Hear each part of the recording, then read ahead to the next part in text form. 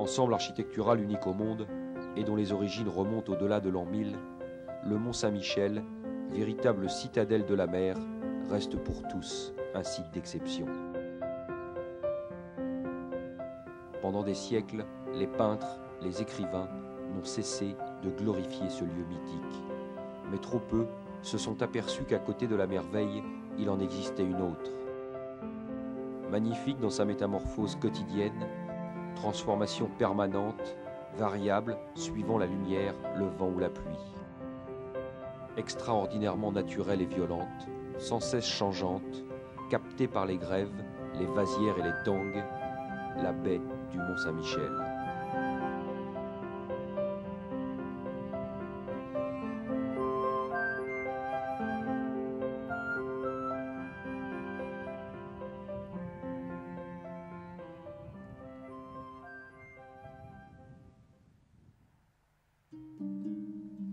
Depuis la création de l'abbaye du Mont Saint-Michel, au début du Xe siècle, les hommes n'ont cessé de modifier les contours de la baie. Inlassablement, les habitants de la région ont retiré de l'océan plus de 140 km² de terre nourricière. Il s'agit de nos jours des 11 000 hectares du marais de Dole et des 3 000 hectares de Polder. Surplombant une baie de 240 km², l'archange Saint-Michel domine depuis le sommet de l'abbaye tous les bassins versants, s'étendant sur plus de 3200 km² entre la Bretagne et la Normandie. Dans la partie orientale de la baie, vers la presqu'île du Cotentin, convergent les petits fleuves côtiers du Couesnon, de la Sélune et de la Cé. L'ensemble de ces trois fleuves forme un bassin versant de 2600 km² et ces trois rivières ont la particularité d'être parmi les meilleures rivières françaises pour la pêche au saumon.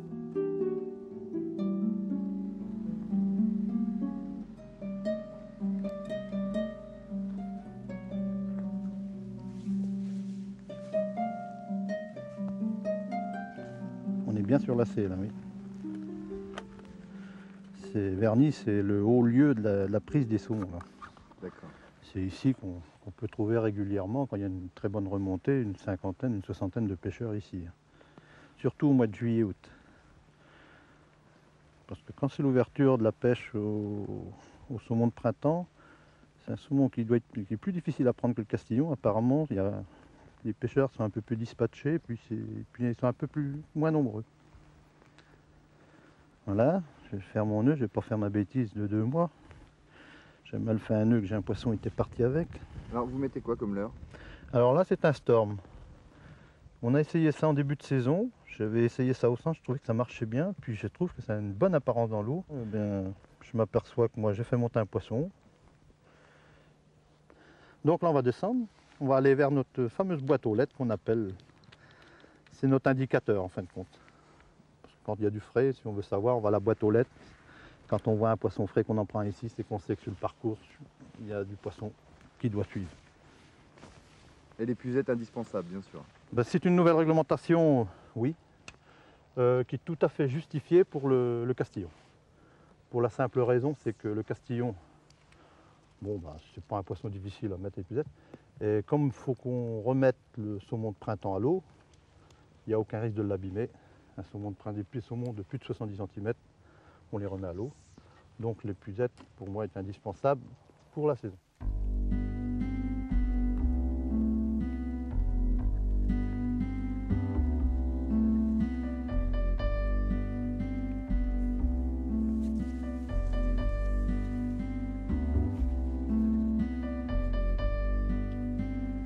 La Sélune, on a la chance qu'elle revienne, qu'il y a du poisson.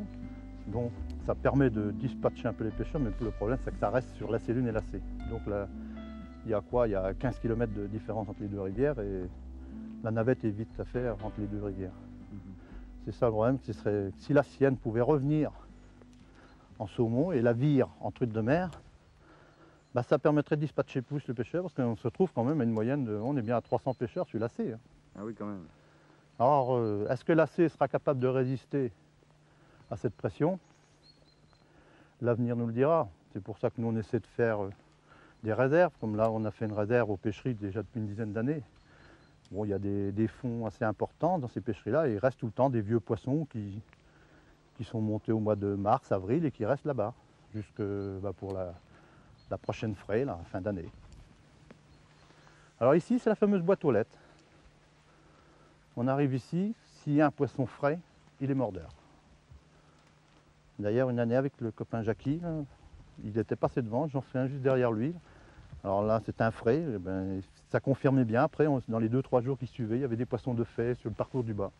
Donc il y avait des saumons d'arrivée. Mais je ne sais pas pourquoi, c'est un bon poste ici. Bon, il y a une cave en plus. Qu'est-ce que vous appelez une cave? Une fosse.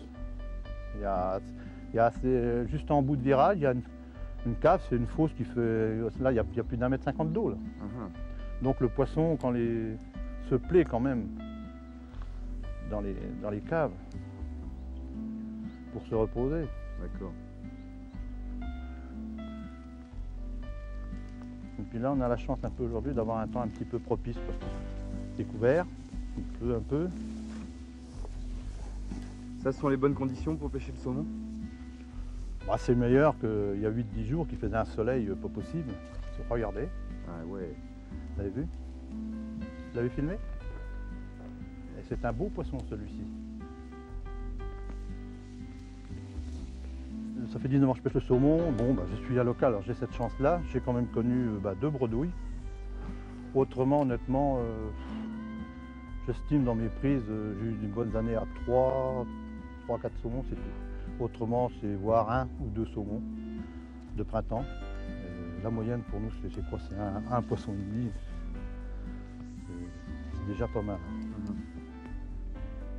Ça vaut certainement des heures de bordouille quand vous tenez un beau poisson.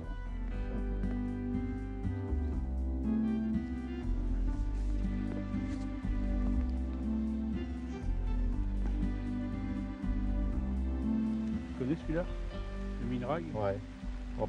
on n'en trouve plus. Je crois qu'on a plus de l'heure à mettre à l'eau. Ouais, entre autres. Enfin bon, le but c'est de se faire plaisir avec ce qu'on pêche. Quand Moi, je on me suis prend, fait quand plaisir on parce prend que- un poisson, on y Et- croit encore Thierry, plus. Hein. je me suis fait plaisir. Ah Ces bah deux oui, heures-là, c'est on ce pris chacun leur poisson C'est ce que je assuré. dis. C'est bien. Il faudrait que je les encadre, ceux-là. Enfin, voilà. Le Couesnon est une rivière mythique pour les pêcheurs de saumon, qu'ils soient bretons ou normands. Le Couesnon prend sa source dans le département de la Mayenne. Long de 90 km, ce sont chaque année des centaines de saumons qui remontent vers les frayères du petit fleuve, qui compte également une importante population de truites. Et donc vous pêchez essentiellement le saumon et la truite? Ouais, la truite de mer. La truite fario, quand on arrive à en trouver quelques-unes. Mais bon, la truite fario, c'est pas avec ce matériel-là. Il faut prendre une canne à une main, c'est-à-dire une 8 pieds, 8 pieds et demi, 9 pieds, pour la truite fario. Et une soie de 4, 5. À la rigueur, c'est bon. Donc là, je vois par contre que la technique avec la canne à saumon, vous fouettez pas la soie, vous la lancez directement. Ah oui, tout à fait, oui. Comment ça se fait? La différence, c'est la longueur de la canne. La différence, c'est la longueur de la canne. Sur une canne plus courte, on peut se le permettre, mais à une canne de cette taille-là, non. Et puis même pour le poisson, le moindre fou lancé, il vaut mieux éviter. Faire, même si le lancer est raté, il vaut mieux laisser la soie faire, travailler, que de relancer, on risque de déplacer le poisson et de le perdre. Ah d'accord. Mais bon, là, les eaux sont très basses, c'est très difficile à pêcher. Bon, il y a du poisson certainement. Et là, je pêche avec une petite mouche crevette. C'est un hameçon tripe de 10. Ce qu'on trouve ici, c'est pratiquement que de l'arc-en-ciel. L'arc-en-ciel qui est déversé sur le secteur, sous le parcours mouche. Bon, c'est des arcs-en-ciel, pour les plus petites, elles font 700-800 grammes. Pour les plus grosses, elles font 3 kg et plus. Hein, donc ça fait des arcs d'à peu près entre 60 et 70-75 cm. Ça fait déjà des belles bêtes. Hein. Ouais, c'est sûr. Pour un pêcheur qui vient pêcher ici, il a la chance de pêcher à la fois une truite déversée dans le cours d'eau. Il peut très bien pêcher un saumon, une truite de mer. Il a vraiment toutes les possibilités. Hein. C'est un très beau parcours. Et ce qu'il faut savoir, c'est que la truite fario, si on en pêche une ici, on est obligé de la remettre à l'eau, c'est-à-dire pêcher en no-grill, en no-kill. Et pour ce qui est des arcs, on peut en garder une seule par pêcheur. Et par jour de pêche. Et par jour de pêche. Ok.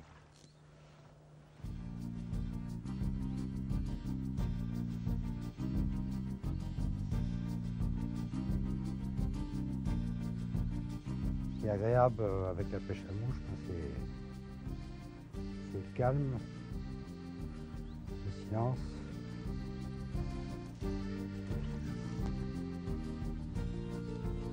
Ouais, c'est une harmonie avec la nature. Hein. Ah, tout à fait. C'est le plaisir, quoi. Vous sentez bien que vous êtes à la pêche comme ça là? Ah bah c'est merveilleux. C'est ce qu'il y a de plus merveilleux.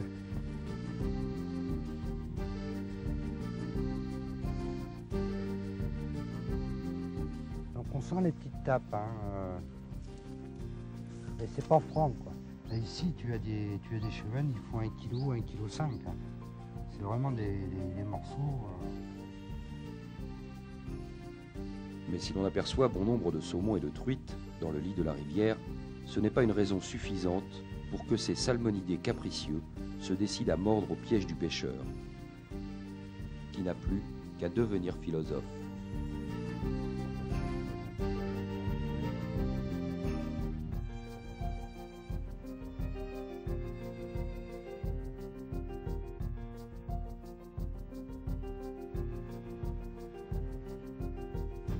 Le cours inférieur du Couesnon sépare la Bretagne de la Normandie. La rivière devient de plus en plus large et son cours tumultueux, maîtrisé seulement à partir de la fin du XVIIIe, offre des berges agréables pour les pêcheurs au cou, malgré une eau de plus en plus saumâtre. Il y a du mulet, le mulet, il y a de la plie, du poisson de mer. Ah ouais. Qu'est-ce qu'il y a encore? Il y a de l'anguille, bien entendu. Sinon, en poisson blanc, il y a du gardon, de la brème, de la blette, du chevenne. Je vais faire de l'amorce. J'utilise des farines toutes prêtes à l'emploi.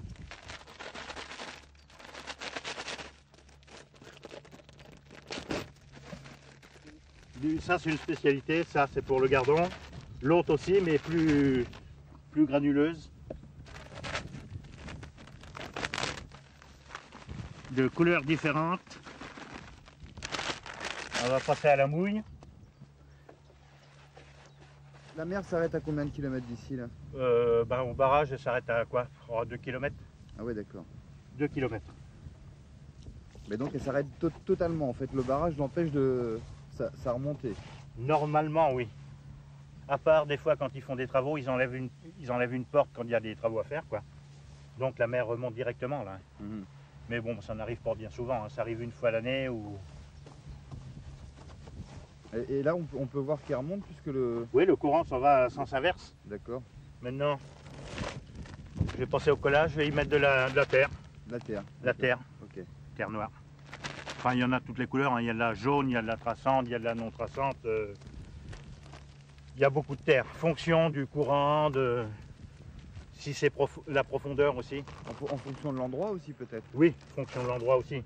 Peut-être que sur toutes les rivières... Ah non, c'est d'une rivière à l'autre, c'est différent. Ah ouais. Et fonction des poissons dominants aussi. Parce qu'il y a certaines régions, c'est la pêche au chat, c'est beaucoup de choses. Ce ne sont pas les mêmes amorces. Hein.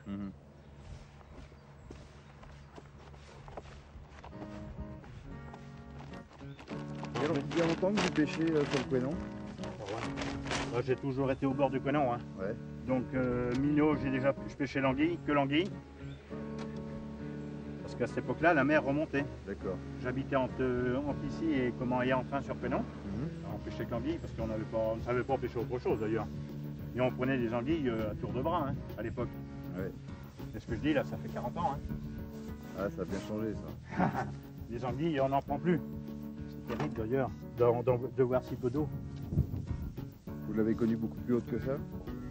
Moi j'ai vu pêcher, on était juste à ras de la berge là. Ah oui, d'accord. Et vous voyez l'herbe comment elle a poussé. Mais ceci sur 5-6 ans. Et comment on peut expliquer ça? Là, je sais pas. Aussi rapide. Je sais pas. Ça va être tout le temps qu'on draine tout, en amont, en aval, partout. Finalement, où on met le nez en casse tout. Ça perturbe le poisson aussi. Tout, oui. Tout l'équilibre. Tout. Alors, ça, c'est bon. Maintenant, je vais tamiser mon amorce. Donc, on y va. On met ça comme ça.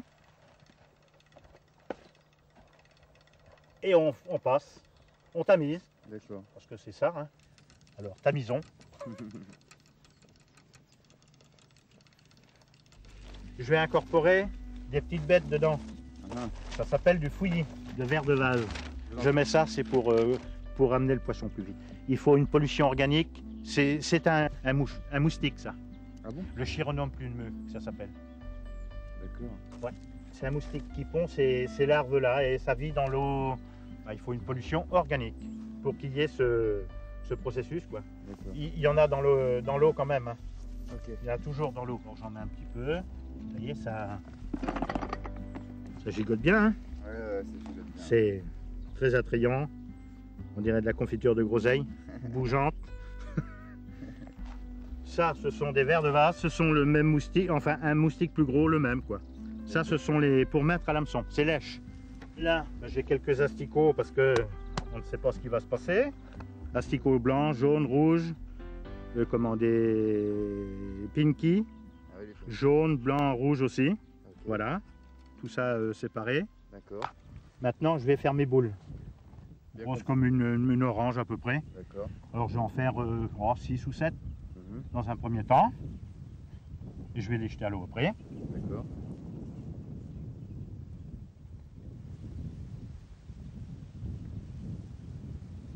Voilà. Donc j'ai jeté les boules.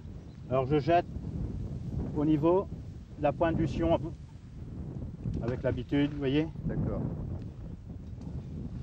Il faut savoir jouer aux boules un peu. Ouais. Voilà. Voilà, c'est mieux. Poisson. Poisson fâché. On va bien faire une brème tout à l'heure quand même. Ah, je veux plus venir.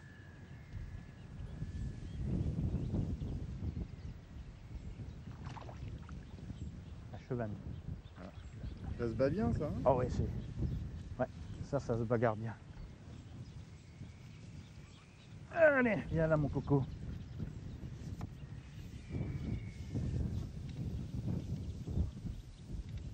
Ah, c'est des beaux poissons. Hein. Oui. Ah oui, c'est des beaux poissons. Ça fait une belle taille déjà. Ouais. Voilà, l'engin.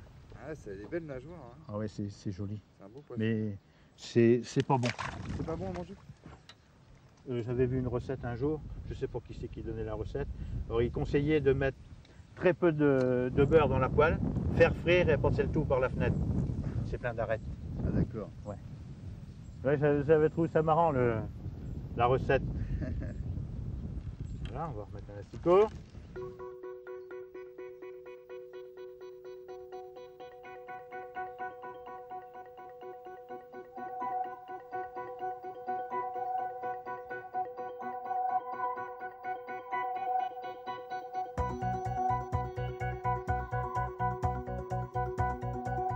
L'estran, sableau vaseux de la baie du Mont-Saint-Michel, est extrêmement vaste et s'étend sur plusieurs dizaines de kilomètres.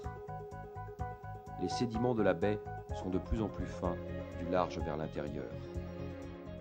Dans sa partie supérieure, la baie est essentiellement composée de vasières.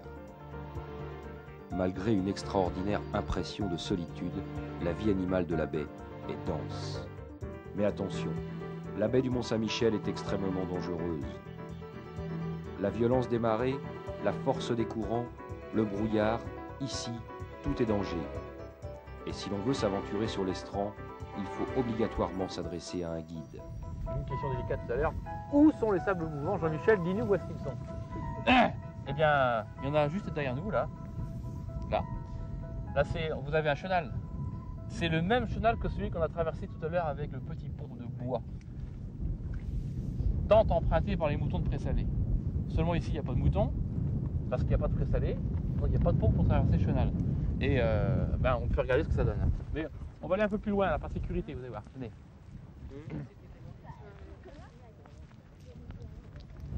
Non, on va d'abord mettre le bâton là, en dessous, pour voir ce qui se passe, si on mettait le pied. Hein, d'accord? Alors je vais y aller avec beaucoup de précautions. On va planter les talons pour être certain de ne pas glisser.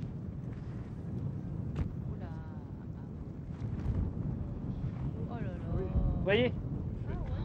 Et j'ai pas insisté. Hein. Et vous voyez? J'étais pas au fond, loin de là. Voilà, c'est ce qu'on a. Bon, en réalité, vous n'avez pas une chance sur 1000 de traverser ce chenal. Vous ne pouvez pas le traverser. Et c'est vrai que quand on voit l'horizon, on voit la surface, un sable grisâtre, brillant partout, on ne fait pas la différence. Or là, il y a danger, il ne faut pas y aller. Parce que c'est un chenal. Oui, c'est ça, par le fait que c'est un chenal. Voilà, c'est un chenal, donc les chenaux, il ne faut pas les traverser.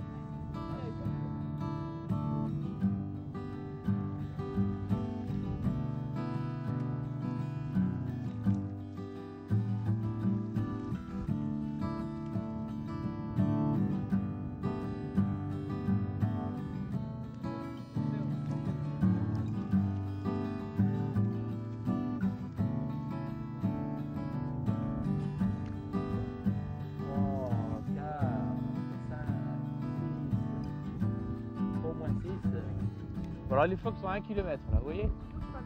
À cette distance-là, normalement, on ne les dérange pas. Et il ne faut pas les déranger. L'eau qui est dans le chenal qui est face à eux, le chenal du Couesnon, le niveau de l'eau est en train de baisser. Or, ils ont besoin d'une certaine hauteur d'eau pour pouvoir nager librement. Donc quand il n'y a plus assez d'eau, ils partent. Et actuellement, le niveau de la mer baisse, donc ils vont partir. Et j'espère qu'on les retrouvera plus tard, plus loin dans l'estuaire. Hein, parce qu'on va faire comme eux, on va partir vers la mer. On les verra plus tard. Il ne faut pas s'inquiéter. Tiens, attendez-moi bien. Et pourquoi ils se plaisent bien ici Les phoques se plaisent bien en baie parce qu'il y a un environnement qui leur plaît, composé de sable, de chenaux, tranquille. Des grands espaces de liberté, donc où ils ne sont pas dérangés. Et puis il y a aussi beaucoup de poissons, donc un environnement tout à fait favorable.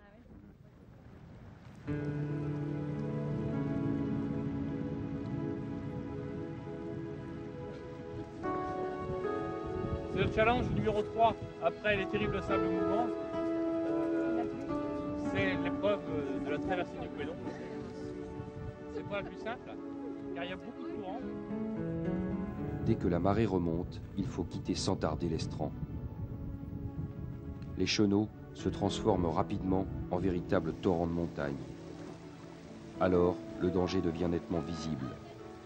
Et seul le guide expérimenté retrouvera son chemin, laissant la nature reprendre sa place.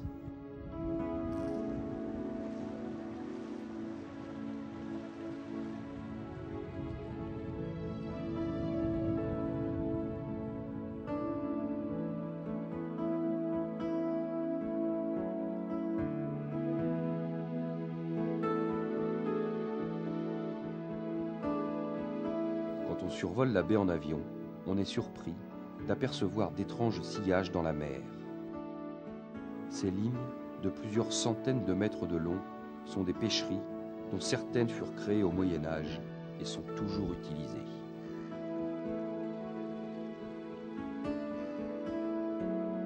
Lorsque la marée redescend, ces immenses pannes, composées de poteaux de chêne et d'un maillage de branches de bouleau, conduisent les poissons vers une nasse conique en osier, appelée bourrache. Une table de tri permet de rejeter les algues et autres débris laissés par la mer. Armé de son épuisette, le pêcheur vide le contenu de la nasse.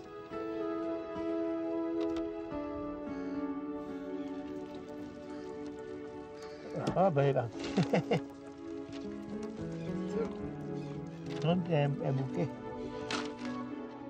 Les pêcheries sont d'extraordinaires capteurs de la vie animale régnant dans la baie. Et il n'est pas rare de faire d'étonnantes prises. Et voilà. Et voilà la bête.